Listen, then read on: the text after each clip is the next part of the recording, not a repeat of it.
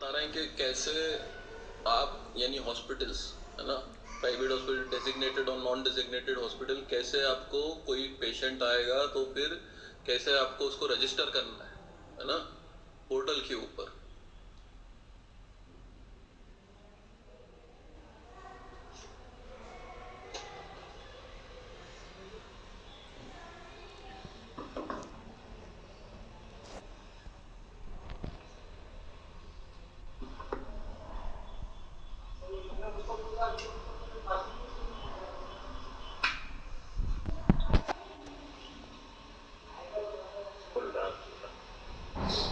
Close.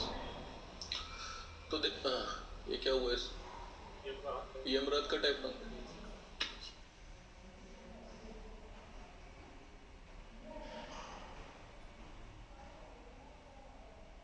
ये है इसके अंदर हमने एक अलग से टैब ऐड कर दिया है पीएम राहत का। आप देख सकते हो सामने जो टीएमएस नॉर्मल रहता है, क्लिक करो घुमेल उसके ऊपर। अब ये ये पीएम राहत के इसके आप क्लिक करोगे तो फिर आप अंदर लैंड करोगे। इसमें हमने दो चीजें दी हुई हैं, या तो आप आभा आईडी से पेशेंट को सर्च कर सकते हो या पीएमजेवाई से। पहले इधर से क्या स्कीम चूज कर लो, आप पीएम राहत स्कीम चूज कर लो, फिर आप उसकी अगर पीएमजेवाई आईडी रहेगी तो वो डाल सकते हो, तो वो ऑटोमेटिकली सर्च करके देगा पेशेंट। और अगर नहीं तो उसको मैनुअली भी कर सकते हो, जो बाजू से आप क्लिक करोगे तो फिर बाजू से आप क्लिक करने के बाद ये सामने दिखाई देगा। सबसे इम्पोर्टेंट मोस्ट ये है कि पेशेंट कॉन्शियस है, अनकॉन्शियस है, आइडेंटिफाइड है और अनआइडेंटिफाइड है, उसके ऊपर आपको यस नो क्लिक करना है। नेक्स्ट उसमें ये कि पेशेंट की कंडीशन क्या है, जिसके अंदर भी रेड एस्ट्रिक्स लगे हुए हैं वो मैंडेटरी है, आपको मालूम ही है। एक ऊपर करना, हाँ। अब ये इसमें सबसे इधर और ऊपर करना, ये देखिए जो पहला टैब है वो बहुत इंपॉर्टेंट है कि डायरेक्ट या रिफरल। अब ये दोनों कंडीशन के लोग आपके पास आएंगे। पेशेंट अगर आपके पास डायरेक्ट खुद ही एक्सीडेंट हुआ, रिलेटिव या पुलिस या एम्बुलेंस आपके पास लेकर आ गए तो आपको सिलेक्ट करना है डायरेक्ट।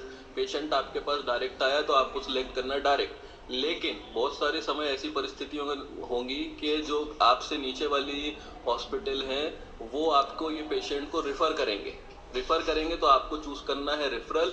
रेफरल के अंदर जो टीएमएस आईडी उसकी पहले से जनरेट हो चुकी है वही यूज करते हुए चलना है। अब डायरेक्ट पेशेंट को कैसे करना है, आपको डायरेक्ट करना है। दूसरा इंपॉर्टेंट पार्ट ये है कि लाइफ थ्रेटनिंग है या नॉन लाइफ थ्रेटनिंग है। अब बहुत सारे हॉस्पिटल का यहाँ पर क्वेश्चन होगा कि sir life threatening non life threatening कौन बताएगा हमको। तो ये चीज हमने जो अस्पताल जो ट्रीटिंग डॉक्टर है, जो कंसल्टेंट है, उसके विवेक के ऊपर छोड़िए, क्योंकि वही बेस्ट जज कर सकता है कि जो कंडीशन है वो लाइफ थ्रेटनिंग है या थ्रेटनिंग है। पॉइंट सिर्फ इतना है, गुमेन लाइफ थ्रेटनिंग सिलेक्ट करो। लाइफ थ्रेटनिंग अगर आप सिलेक्ट करोगे तो यहाँ पर आपको एक जो आपका ये होगा सीएमओ होंगे या जो भी जो सुपरिटेंडेंट है वहां से एक सर्टिफिकेट साइन करके इस पे अपलोड करना पड़ेगा that this patient from there that this is having this type of RTA and neurological or this deficient and this condition is life threatening for this patient। ऐसा करके आपको एक फॉर्मेट इसके ऊपर साइन करके अपलोड करना पड़ेगा। ये लाइफ थ्रेटनिंग के ऊपर है, ठीक है। फिर अगर नॉन लाइफ थ्रेटनिंग करो, हाँ नॉन लाइफ थ्रेटनिंग करोगे आप तो कोई दिक्कत नहीं है, नॉन लाइफ थ्रेटनिंग के अंदर आप आगे चलते रहेंगे, ठीक है। अब अगर आपके पास टाइम है तो आप ये डाल सकते हो आधार कार्ड, इससे बहुत ज्यादा मदद होगी पुलिस को भी और टीएमएस हम लोगों को भी, एसएचओ को भी, क्योंकि इससे हम पेशेंट की सारी जानकारी निकाल सकते हैं। आधार आप कर दो तो बहुत अच्छी बात है, नहीं करो तो इम्पोर्टेंट नहीं है। नाम लिखना इम्पोर्टेंट है। एज इम्पोर्टेंट टैब है, गुमेन एज क्लिक करो, एज नीचे। अब एज में आपको ये ध्यान रखना है कि किसी भी उसमें इस प्रकार से एज नहीं डालना है आपको, जैसे 0 एज डाल दी है ना, या फिर मतलब रिलेवेंट रखना है। मोस्टली अप्रॉक्स कर सकते हो आप, प्लस माइनस 2 से 5 साल ऊपर नीचे कर दो, कोई दिक्कत नहीं है ना। अप्रॉक्स रखना है उसको। फिर बाजू में आप देखेंगे कैप्चर फोटो, तो आपको ये मोबाइल से या टैब से आप जिससे भी भर रहे हो उस पर क्लिक करके जो पेशेंट की एक्चुअल उस समय की फोटो है वही कैप्चर करना है, ठीक है। उसके बाद ये फादर नेम, स्पाउस नेम, नीचे चलो गोमेंद्र। हाँ ये इम्पोर्टेंट है, आइडेंटिटी मार्क डालना बहुत जरूरी है। इससे पेशेंट का हम मतलब पुलिस कंफर्म कर सकती है कि विक्टिम यही है। कोई ना कोई बॉडी के ऊपर आइडेंटिटी मार्क देखना है और वो डालना है। बाकी आप कम्युनिकेशन एड्रेस डाल दो तो ठीक है, नहीं डाल पाओ तो कोई दिक्कत नहीं है, इमरजेंसी है तो कोई प्रॉब्लम नहीं। नीचे चलो, मोबाइल नंबर के ऊपर वो नहीं लगा हुआ है, लेकिन मोबाइल नंबर आपको डालना है, और मोबाइल नंबर आपको पेशेंट का ही डालना है या पेशेंट के रिलेटिव का डालना है।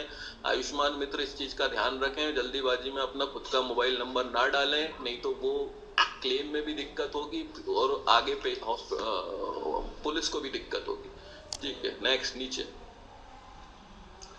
अब ये वाला जो कॉलम है ये सबसे इम्पोर्टेंट है। एक्सीडेंट डिटेल्स आपको बिल्कुल पूछ के, रिलेटिव से, पेशेंट से पूछ के बिल्कुल सही डालना है, जिसमें से सबसे इम्पोर्टेंट चीज है लोकेशन आईडी जो आप देख रहे हो, sorry location accident, location of accident spot आप देख रहे हो, वो डालना सबसे ज्यादा जरूरी है।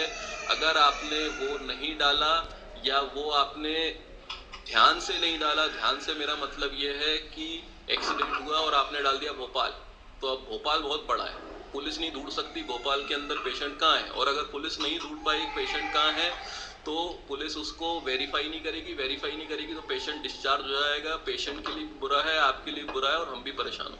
इस चीज को आपको बहुत सोच के डालना है, कि पूछ के डालना है कि कौन से जगह पर हुआ है, हो सके तो एक लैंडमार्क पूछ के उसको डाल दे ताकि पुलिस इजीली उसको ढूंढ पाए। तारीख बहुत इंपॉर्टेंटली चूज करना है आपको, तारीख गलत नहीं होना चाहिए। ये पेशेंट, अगर पेशेंट रात में आए तो ध्यान रखना है कि जब 12 बजे के बाद कौन सी तारीख है, पहले कौन सी तारीख है, ये चीज को ध्यान रखना है और डालना है। अगर बता दे कितनी देर पहले एक्सीडेंट हुआ है तो वो डालना है आपको, उसका भी ध्यान रखना है, आवर मिनट को सही सिलेक्ट करना है। ठीक है, और ये भी बहुत इंपॉर्टेंट है कि पेशेंट के कौन किसके द्वारा लाया, ये आप समझते हैं, आप हॉस्पिटल चलाते हैं, मेडिको लीगल कंडीशन है ये जानकारी होना बहुत जरूरी है कि किसके साथ पेशेंट आया था। ठीक है, नीचे ये है कि जो एक मिनट ऊपर जो डिटेल ऑफ इंजुरी है आपको अपना, तो जो आप एमएलसी करते हो वो करना है। इसमें भी वो अपनी जो डिटेल ऑफ इंजुरी है, मतलब लेसरेटेड है ना, कि फ्रैक्चर है, ये इस तरीके से एक शॉर्ट उसमें आपको डालना है।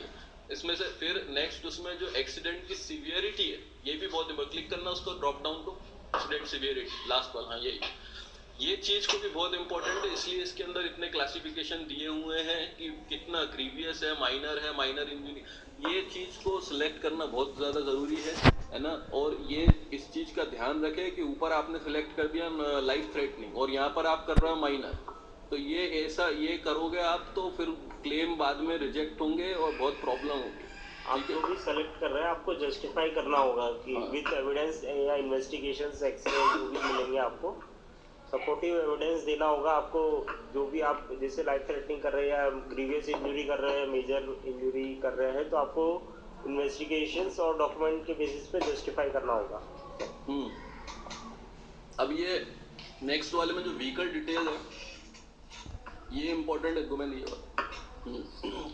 इसको ड्रॉप डाउन को सिलेक्ट करो, नंबर ऑफ व्हीकल, ये बहुत इंपॉर्टेंट पार्ट है। ये भी इसमें रेड में नहीं है, पर ये आपको जस्टिफाई करना है कि कितनी गाड़ियां उसमें थी, है ना, वो खुद ही गिर गया या दो लोग आपस में भिड़ गई गाड़ी, या फिर जैसे जैसे ये कोहरे के टाइम पर होता है 4-5 गाड़ियां एक साथ भिड़ गई, तो ये सिलेक्ट करना बहुत ज्यादा जरूरी है। ठीक है, नेक्स्ट व्हीकल टाइप आप कर लेना, कोई दिक्कत नहीं है। ठीक है, ये केयर प्लान ऑटोमेटिकली, हम पीएम राहत स्कीम के बारे में बात कर रहे हैं तो वो सिलेक्टेड है। ठीक है, फिर पेशेंट, हाँ अब ये इसके अंदर ये इंपॉर्टेंट है, हम पेशेंट या तो खुद का पेशेंट का नाम डालेंगे या फिर उसका कोई रिलेटिव है या उसका वो करेंगे, उसकी जानकारी डालेंगे। तो सेल्फ में अगर पेशेंट का नाम डालेंगे, यहाँ पर देखिए यहाँ पर एस्टेरिस्क लगा हुआ है, ये पेशेंट का मोबाइल नंबर डालना या रिलेटिव का मोबाइल नंबर डालना बहुत जरूरी है। इसमें हॉस्पिटल वाले अपना खुद का नंबर ना डालें, पेशेंट का नंबर डाल के उसको वेरीफाई करना है।